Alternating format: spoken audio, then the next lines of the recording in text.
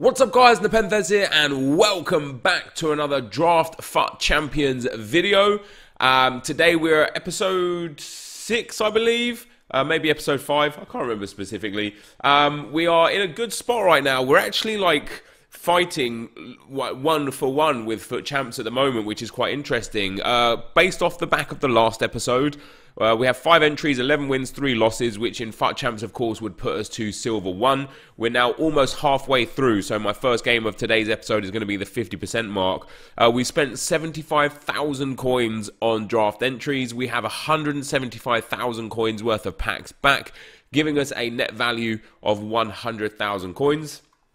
However, of course, that means that we are in Silver 1 in FUT Champs with 11 wins. That puts 1 Jumbo Premium Gold Players pack, which is a 50k pack, 1 Mega pack, which is a 35k pack, and 20,000 coins. So that actually puts a 105,000 coins returned from Champs, plus the benefits that you get from FUT Rivals points as well.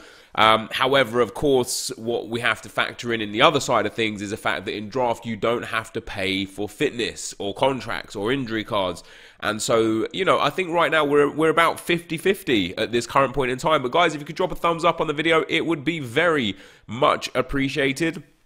The other thing that had to be factored in and that was mentioned from a viewer in one of the previous videos was the fact that maybe we should base it based on how many shiny gold players you get as what would be the best area. Because, for example, that 50k pack that you get from the Silver 1, it's only 6 rares or 7 rares in 24 items. It's not necessarily great. Now, I haven't got some good formations here. I'm going to take the 4-3-3, probably the best chance for me. Hopefully we could get Mbappe Team of the Year. I've not had him once yet. Now,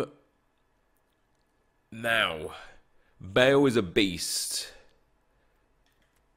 It would take Mbappe's slot, but I think I'm going to do it. I think I'm going to take that Gareth Bale. He's got a Shadow Chem style on as well. Not ideal, not exactly what I want. Are we going to take Angel there? I think we are. He soft links to Bale. That'll get them both 7 chemistry no matter what. It would give us a Hunter Chem style that we could put on a different attacker and a Shadow Chem style from Bale as well that obviously we could put somewhere else. And then we're going to get, oh, Thierry Henry. That would be very good. His jumping isn't the best. 67 jumping, but he's got 80 heading and he's nice and tall at 6'2". It's the middle Henry. He's got low balance. I've used his prime this year and I wasn't a big fan of it, but with the new meta change, possibly Henry whipping it to Bale and Bale whipping it to Henry could be the way forward. And to have our first icon there, guys, is fantastic. Into the midfield role, let's take Kondogbia.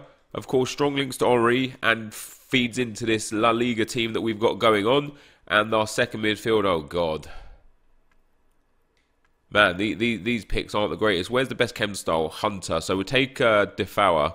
We'll pop a Hunter on Thierry Henry. Give him that pace boost. Give him that shooting boost. Into the last midfield spot. Jesus Christ. I mean, we're going to take Ceballos. We could take Bardi. He's got a Shadow. I don't think he's quite as good. We'll take Ceballos. Obviously, strong links to Gareth Bale. Other than Henry and Bale, this team is really bad. Kondogbia is okay as well. I could really use a big set of defenders here, EA, please. All right, there's a good start. Jordi Alba can come in there. We could pop the Shadow from Bale onto Jordi Alba. Not that we necessarily need the pace on him, but we could do that anyway. Into our first centre-back. Jesus, man. This is going to be a tough draft, guys. I'm going to take Coates here and get myself that Hunter Chem style. On our second centre-back, yeah, we'll go Sergio Ramos with an anchor. Hard links to Jordi Alba there. In at right back now, we're going to get, come on. Ooh, João Cancelo. Doesn't really work. I'm going to have to take Mario Gaspar, aren't I? There we go. So Mario Gaspar goes in. This team is terrible. This team is honestly terrible. Thank God for our attack. Do we go Keylor Navas? I think we do. Neto's not a bad shout either. Only soft links, but we only need 1 La Liga centre-back. We're going to go for a full La Liga team by looks of things here. Now, Neto has worse diving and handling. Sorry, worse diving and reflexes. 1 better positioning, way better kicking, which doesn't really matter, and better handling. I think we'll go for Navas. That's our starting lineup. I mean, Alba and Ramos are good. Navas is okay as well. Kondogbia is not bad either. Henry and Bale are great. We've got five absolute dead players here. And we're going to need to improve on those. We're not going to improve on them with a goalkeeper, though, that's for sure. We'll take Claudio Bravo there. I do need a good defender from the Liga. I don't mind it being a fullback either, to be fair. Oh, God. We're going to take Hector Bellerin. He's going to be the one for us. We're going to pop him into the middle. We're going to swap those two around. That's going to get us up to 97 chemistry. Hector Bellerin on chem as well. Mario Gaspar will be on 7 chemistry. Ooh. Now, Trent doesn't work. He might be a good sub to bring on, though. Great stamp, great dribbling and passing. Or we could bring Eder Militao on as well. And I would probably sub him on for Mario Gaspar. Or De Ligt. Now, De Ligt is phenomenal. Who's taller out of De Ligt and Eder Militao? 6'2", 4-star weak foot. 6'1", medium high, 2-star, 2-star. We're going to take De Ligt. We're going to use him as our super sub. We're going to bring him on into that centre-back role instead of Mario Gaspar. And we're also going to get Neymar there. Do we have any Brazilians to link him to at all? We don't. I think I could get him on chem, though. Or some chem anyway. That gets us to 99 chemistry. That is a nice squad. It's not ideal, but it is a nice squad. Now, if we swap around... Yeah, Kondogbia loses chem on Bellerin if we swap around Kondogbia and the other midfield role. And then we're going to take... I kind of want to take Fernandinho. He'd be a much better addition than Ceballos there. Although, what I'm doing is I'm banking a lot on subs, and I don't really want to bank on subs. Oh, fantastic. Lionel Messi, yes please. Come on up there, dude. You're my striker. My attack is now phenomenal. Bale, Messi and Henry, brilliant. Neymar, brilliant. Jordi Alba, Ramos, brilliant. Navas, Kondogbia and Bellerin are good. Gaspar and Ceballos need improving, but we have Fernandinho and De Ligt to improve them. So that's not too bad at all. And then our last bench pick. Do we take Marco Reus here? Would be a pretty good sub. If we're going to go for a rating, we'd take Insigne, but I don't even think I could get close to a 190 with this squad. We could take João Cancelo. He doesn't work, though, with chemistry in any way. Yeah, I'll take Marco Reus. I think he'll be my favoured player to bring on there. And now onto the bench. We're getting some good picks here again. Leroy Sané could come on. The pace, the height. He'll be a good sub for Bale or Henry should we need it to happen. And now we're going to get a dead pick. We haven't had our silver pick yet. How many shadows do I have? I have one. I have lots of hunters. I don't have too many shadows. So we'll take Biragi there for the shadow chem style. Move. Wow, this is back-to-back bad picks. Oh, actually not. It is a common set of players, but they're not too bad. Now, Juanfran doesn't really work for us. I definitely want to bring on Sancho. I want to try him out. I want to see how he plays and see how it goes. And then with our final pick here, Stuani's never going to feature. Calhanoglu neither. Let's take Stuani and go for this full La Liga squad. Let me change around the chem styles, dudes, and I'll be right back. Alright, guys, so the chem styles have been manoeuvred. Let's get our final pick in, and we are going to take Riyad Mahrez. Again, I know we've got a lot of super subs up in this team, but there they are. Let me rebuild the team again, guys. This is the final squad, though. Let me rebuild, guys, and I will be right back. All right, guys, so this is what I ended up doing. Henry and Messi getting Hunter Chem styles. Gareth Bale with a sniper. Kondogbia with an anchor, and Neymar I kept with the Maestro. He doesn't really get like a massive stat boost, just a minor stat boost. I put the anchor chem style on Jordi Alba. We went for a shadow on Sergio Ramos, which I think was quite good. The engine is on Mario Gaspar, but he's going to get subbed off. And then obviously Hector Bellerin with an anchor as well. Good boost to his defensive and physical. And then he's obviously extremely fast. And then I also put a shadow chem style on De Ligt. Even though as a sub he will get minimal boosts, he will still be much better than Mario Gaspar. So the changes I'm going to make immediately is I am going to bring on De Ligt straight away. I also think I'm going to bring on Fernandinho straight away for Ceballos. It's just not a very good card. In fact, it's an awful card, if we're being honest.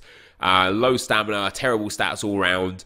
So I think Fernandinho to come on straight away, De Ligt to come on straight away, and then probably Sancho will be my super sub. 92 stamina, insane stats everywhere, with the exception of the reactions and composure, but it'll be nice for me to get a good test with him and his 5-star skill moves, guys. So that is the end of the draft. Let's get into the gameplay.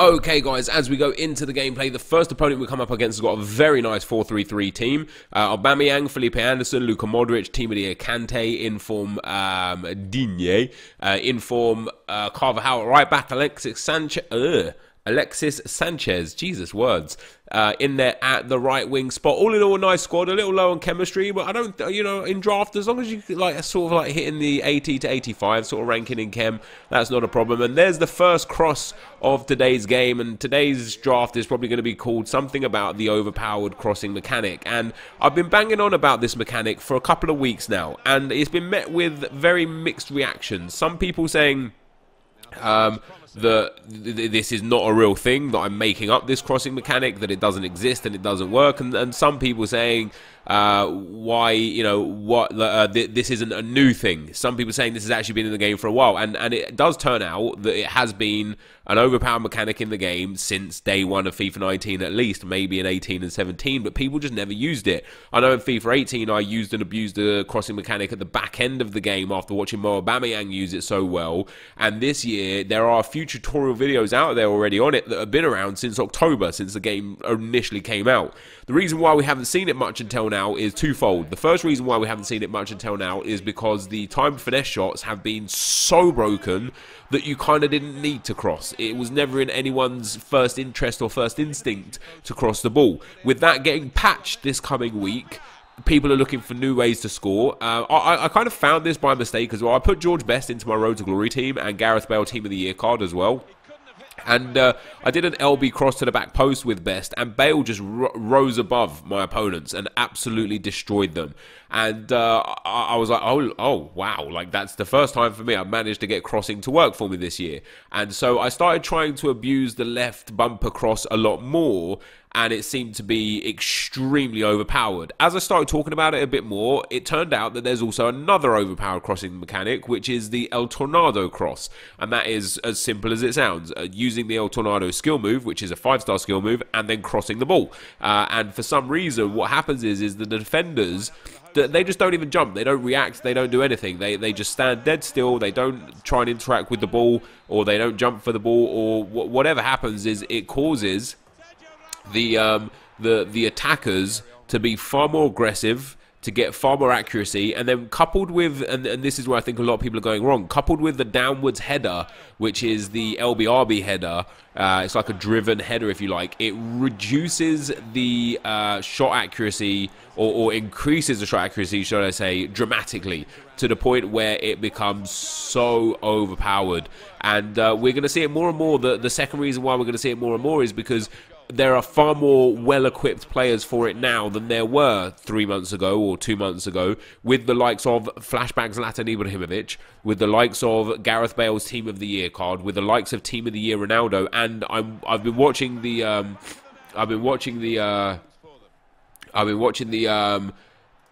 FUT Champions Cup this evening, or today, where, like, you might be watching this on Monday, I'm talking about this on Sunday, and Dull and Mike, who just won the Xbox console final, and congratulations to him as well, has been abusing this with Team of the Year Messi, where he's been utterly dominating people, including the likes of Patrick Vieira. So Patrick Vieira at 6'4" got out jumped. Didn't even jump. Like, Messi just leapt over him, headed it home, no dramas at all. And one of the most overpowered things about this, and I know I keep saying the word and the term overpowered, but one of the things that makes this so broken and is that there's no equalizer.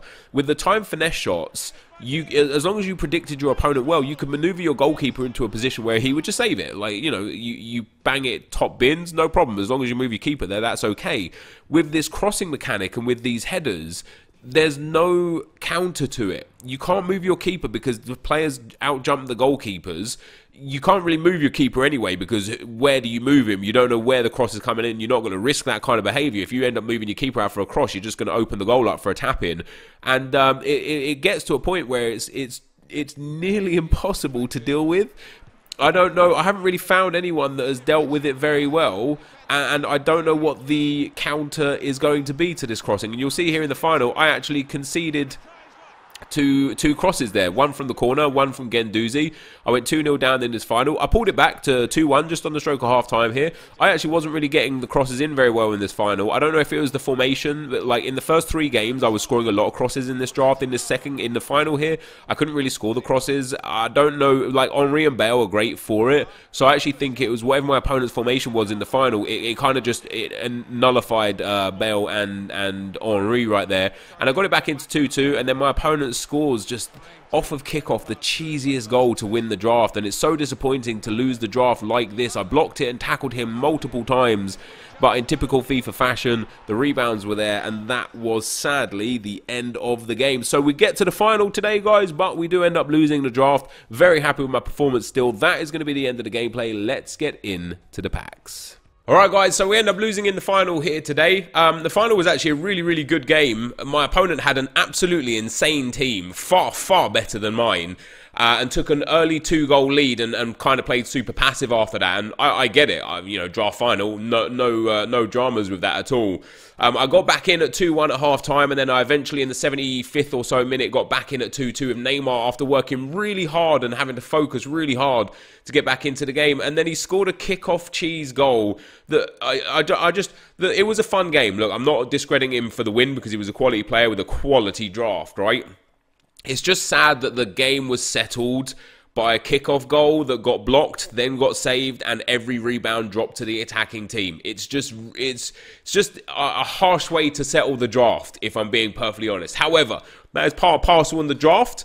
We made it to the final with this team, which I'm actually quite happy with because, you know, I've got a lot of base gold cards. In fact, I've only got 3 special cards in the team altogether to start with, and they played amazingly. Henry and Bale were absolutely fantastic throughout the course of the whole draft. Neymar was sensational. You know, obviously I have a worse team than a lot of people. When I'm coming up against teams with loads of icons and future stars and team of the year cards and such, I didn't even get a single team of the year card pop.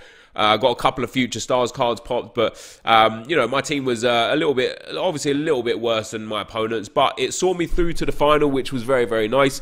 What we can hope for now, because the 3 wins that I got there mean that that puts us up to gold 3 for rewards. We're now 14-4 in 18 draft games. So the equivalent there is 2 mega packs, a 50k pack and 30k coins. So the equivalent is 150,000 coins worth of rewards. In draft before right now, we're currently at 100,000 coins worth of rewards.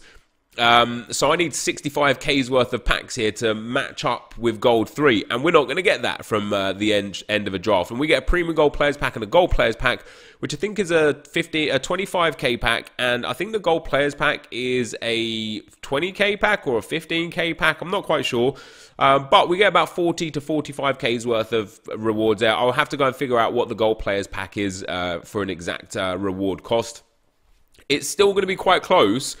But I think the more we go, the more it's looking like FUT Champs plus FUT Rivals rewards is actually going to be better than draft. And I didn't exactly expect that, if I'm being perfectly honest. But here we go, guys. A gold players pack sees no walkout. Do we get a board? No, we do not. No board, no walkout. It's going to be top rack. Oh, no, it's not even going to be top rack. That's, who is that, Aziz? That's sad that we don't even see, what's that, like it is Aziz. We got Matip, Sturridge in there as well. Nothing major, but some nice players to put into the club. And then last but not least, guys, a premium gold players pack. Is this going to be a walkout? No walkout on this one either, guys. No board either. I thought I was on a red list. Apparently not. And it's going to be Idrissa Gueye. Could potentially be going to PSG in the next couple of days as well. I know they're after him. That is going to be where we're at. So anything decent in here? Absolutely not. Horrendous packs for me there, guys.